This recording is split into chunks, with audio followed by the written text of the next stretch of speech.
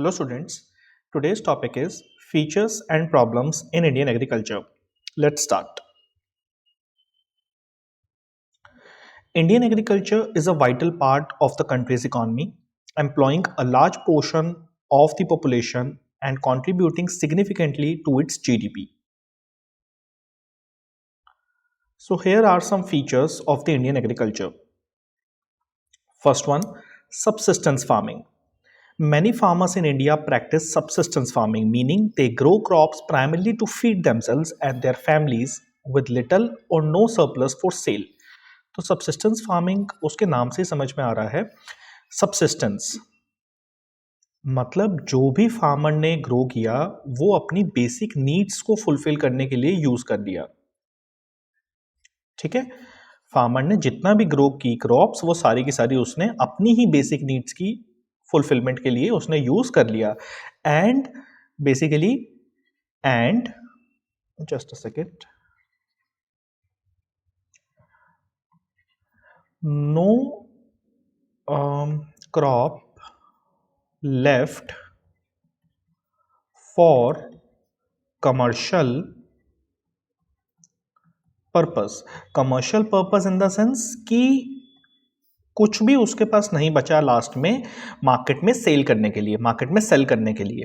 ठीक है, उसने जितना भी क्रॉप मतलब ग्रो की थी वो सारी की सारी उसने अपनी बेसिक नीड्स की फुलफिलमेंट में लगा दी और उसके पास कुछ भी नहीं बचा कि वो मार्केट में उसे सेल कर सके. So basically subsistence farming. Second one, monsoon dependency. A significant portion of the Indian agriculture relies on the monsoon season for water. The timing, amount, and distribution of monsoon rains can greatly affect the agricultural output.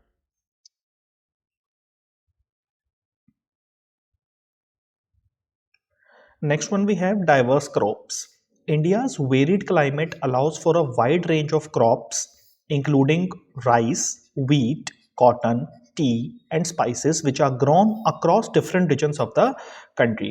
तो India का जो ये मतलब climate है ये हमें allow करता है कि हम वैरायटी ऑफ क्रॉप्स यहाँ पे ग्रो कर सकते हैं, जैसे कि राइस हो गया, व्हीट हो गया, cotton, tea, spices, so which are grown across different regions of the country. Next one, we have small and fragmented land holdings. Many farms in India are small and fragmented, which can reduce the efficiency and make it difficult to use modern machinery and techniques. देखिए, अब एक तो small farms हैं, दूसरा fragmented है. Fragmented in the sense एक होता है आपका कंसोलिडेटेड लैंड होल्डिंग, एक होता है आपका कंसोलिडेटेड लैंड होल्डिंग. अब कंसोलिडेटेड का मतलब क्या होता है कि जितने भी स्मॉल फार्म्स हैं आप उनको एक जगह, मतलब अगर किसी फार्मर के पास suppose eight 3 places, place a, place a, place B, place सी. ठीक है, तो प्लेस ए पे लेट सपोज उसके पास है 5 हेक्टर्स लैंड. ठीक है, प्लेस बी पे भी उसके पास 5 hectares land. I am just taking a simple example. Of place C पर भी उसके पास 5 हेक्टर्स लैंड. तो ये एक तरीके से हो गया, ये तो हो गया फ्रेगमेंटेड कि अलग अलग जगह पे स्मॉल लैंड होल्डिंग्स हैं. लेकिन अगर हम उस फार्मर को एक कंसोलिडेटेड लैंड होल्डिंग प्रोवाइड कर दें of 15 hectares at place D, कि भाई सीधा आप 15 हेक्टर्स ले लो ना, so that is known as consolidated land holdings, कि आपने सीधा एक लार्ज फार्म प्रोवाइड कर दिया उस फार्मर को विद द इक्विवेलेंट वैल्यू. पहले उसके पास फ्रेगमेंटेड लैंड होल्डिंग्स थी, स्मॉल फार्म्स थे एट डिफरेंट प्लेसेस. अब आपने उस फार्मर को एक कंसोलिडेटेड लैंड होल्डिंग दे दिया at a single place of the same value. That is total तो आपका यही बना ना 15 हेक्टर्स, राइट. तो इस प्रोसेस को हम बोलते हैं कंसोलिडेटेड लैंड होल्डिंग्स. और फ्रेगमेंटेड हो गया कि उसका डिफरेंट प्लेसेस पे ये स्मॉल फार्म्स हैं. So it reduces efficiency and make it difficult to use modern machinery and techniques.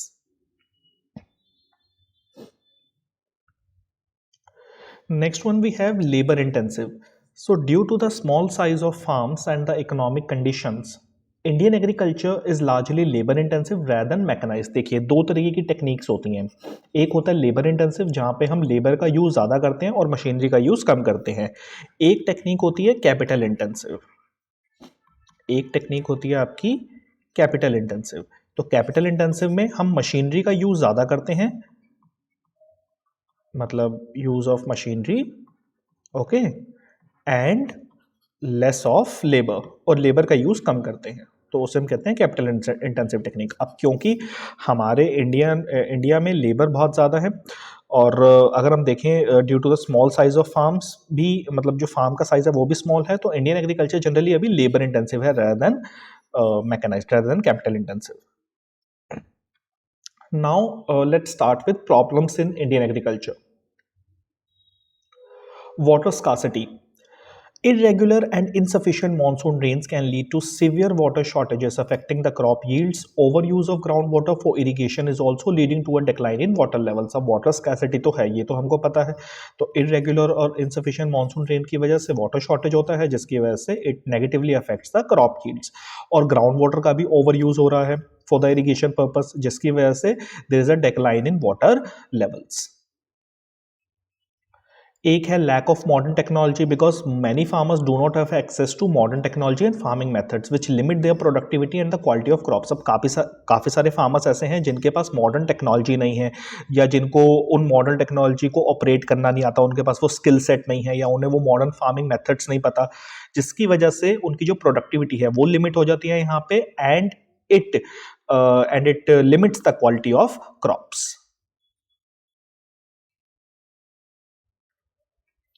Next one we have poor infrastructure. Inadequate storage facilities lead to high amount of poor harvest losses, leading to high amount of post harvest losses. Poor rural road connectivity also affects the transportation of agriculture goods to market। देखो, poor infrastructure, अब आपने harvest कर दिया, ठीक है, क्या सारा का सारा, मतलब जितनी भी क्रॉप थी, क्या वो सारी की सारी मार्केट में सेल हो गई है उस टाइम पर? ऐसा तो नहीं है। हो सकता है कि कुछ क्रॉप रह गई हो, तो उसके लिए हमें स्टोरेज फैसिलिटी चाहिए, बट क्योंकि इनएडिक्वेट स्टोरेज फैसिलिटी है, प्रॉपर स्टोरेज फैसिलिटी नहीं है, जिसकी वजह से पोस्ट हार्वेस्ट लॉस हो जाता है। Poor rural road connectivity also affects the transportation of agriculture goods to market. अब रूरल रोड कनेक्टिविटी इतनी अच्छी नहीं है, तो अगर एग्रीकल्चर गुड्स को मार्केट्स तक पहुंचाना है तो वो वहां पे प्रॉब्लम क्रिएट करती है। Debt burden.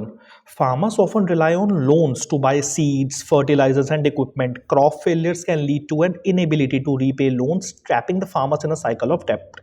ये भी एक बहुत ही मेन पॉइंट है कि जनरली जो फार्मर्स जो होते हैं वो लोन्स के ऊपर रिलाय करते हैं सीड्स परचेज करने के लिए, फर्टिलाइजर परचेज करने के लिए, या इक्विपमेंट्स परचेज करने के लिए। अब अगर क्रॉप फेलियर हो जाएगा, जो भी उन्होंने क्रॉप ग्रो की है वो मतलब सही तरीके से ग्रो नहीं हुई due to any reason, so that can lead to an inability to repay the loans. अब जब क्रॉप फेलियर हो गया तो वो मार्केट में क्या ही सेल करेगा, उसे मार्केट में तो सेल कर नहीं पाया, so it will create his inability to repay the loans which trap the farmers in a cycle of डेप्ट। तो उनके ऊपर वो लोन का जो अमाउंट है वो बढ़ता ही चला जाता है, तो वो उस तरीके से उसके विशियस सर्कल में वो फंस जाते हैं।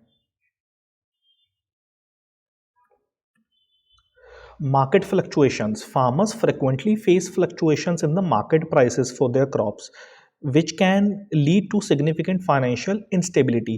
ये बात भी सही है। अगर हम बात देखें क्रॉप्स की, तो उनके जो मार्केट प्राइसेस हैं वो स्टेबल नहीं है, उसमें फ्लक्चुएशंस बहुत ज़्यादा है, उसमें वेरिएबिलिटी बहुत ज़्यादा है, ठीक है, वेरिएबिलिटी बहुत ज़्यादा है, फ्लक्चुएशंस बहुत ज़्यादा है। अब जिसकी वजह से फार्मर जो है तो वो ये फ्लक्चुएशन फेस करते हैं, which can lead to significant financial instability. तो उनकी जो फाइनेंशियल जो मतलब है, फार्मर्स फाइनेंशियल स्टेबिलिटी को अचीव नहीं कर पाते, क्योंकि there is a too much fluctuation in the market prices for their crops. Then we have land degradation. Overuse of chemical fertilizers and pesticides combined with inadequate crop rotation and deforestation has led to soil degradation, reducing its fertility over time। ये जो chemical fertilizer या pesticide का इतना ज़्यादा use होता है, deforestation होता है, इसकी वजह से soil degradation होता है, और जिसकी वजह से it reduces its fertility of soil। So um, it negatively affects the fertility of soil।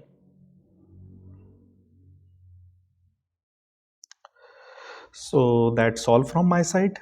Thank you.